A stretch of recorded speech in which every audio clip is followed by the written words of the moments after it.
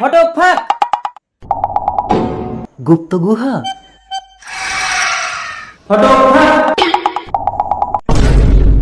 ফটক ফাঁক। কি মনে হচ্ছে মেয়েটা বেহুশ। আমাকে ছেড়ে দাও। কে তুমি? আমি উক্তি, আমার স্বামী আমাকে নোংরা কাজের জন্য এখানে বিক্রি করে দিয়েছে। ভয় পেও না উক্তি, চলো তুমি আমার ঘরে থাকবে। ফটক ফাঁক। মাসি এবার কিন্তু রেটটা একটু বেশি লাগবে, একদম কোটি মাল। আব্বে সালা বুলেট, রেড নিয়ে ভাবিস না, কাস্টমারকে মজা দিবে তো। পুরো নেশা হয়ে যাবে মাসি, মানুষ একবার খেলে বারবার আসবে। ইতে 5 লাখ আছে বুলেট, লড়কি না লিয়ে আসলে বন্দুক হামার আর গলি তোর। ঠিক আছে মাসি। ফটক ফাঁক। কি মেয়েটা কোথায় গেল? তার মানে আমার গুপ্ত গুহার গেট কোড কেউ জেনে গেছে। কিন্তু মেয়ে না পেলে মাসি তো আমাকে গুলি করে মারবে। না না, আমি বরং এখানেই কদিন গা ঢাকা দিয়ে থাকি।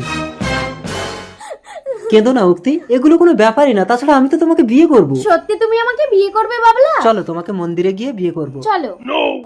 বুলেট, তুই টাকা নিয়ে লড়কি দিলি না, তোকে আমি গুলি করে মারবো। কুল কুল মাসি কুল।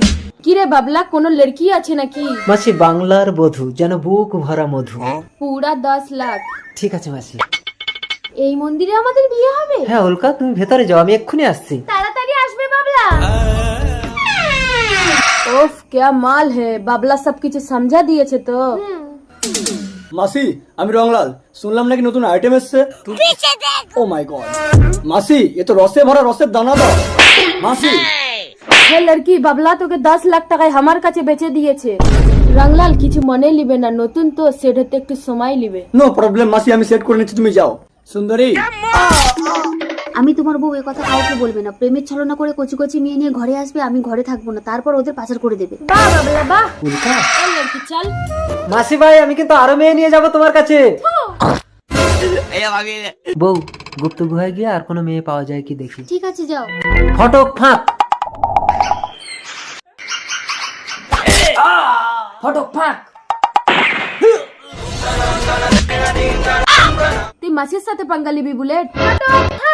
ইউ আর আন্ডার অ্যারেস্ট মাসি। রংলাল ইন্সপেক্টর রংলাল, তোমার সমস্ত গোপন চক্র জানার জন্য আমি এই প্ল্যান করেছিলাম। চল ফটক ফাঁক। নিয়ে চলো।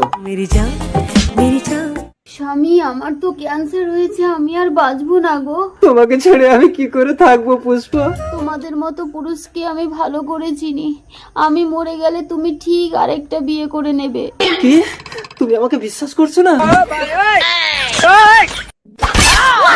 কি স্বামী, তুমি অঙ্গ কেটে ফেললে। এবার বিশ্বাস হলো তো তুমি মরে গেলে আমি আর বিয়ে করতে পারবো না।